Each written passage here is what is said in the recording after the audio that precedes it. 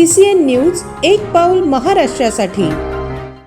बुलढाणा जिल्ह्याच्या खामगाव शहरातील अतिसंवेदनशील मानल्या जाणाऱ्या मस्तान चौक ते निर्मळ टर्निंग दरम्यान 2 गटात क्षुल्लक कारणावरून वाद होऊन त्याचे रूपांतर तुफान दगडफेकीत झाले। या घटनेमुळे परिसरात एकच खळबळ उडाली असून भीतीचे वातावरण पसरले होते। घटनेची माहिती मिळताच पोलिसांनी घटनास्थळी धाव घेत परिस्थितीवर नियंत्रण मिळविले। सध्या परिसरात तणावपूर्ण शांतता असून परिस्थिती नियंत्रणात आहे।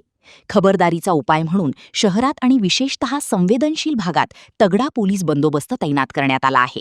नागरिकांनी कोणत्याही अफवांवर विश्वास ठेवू नये आणि शांतता राखावी असे आवाहन पोलीस प्रशासनाकडून करण्यात आले आहे।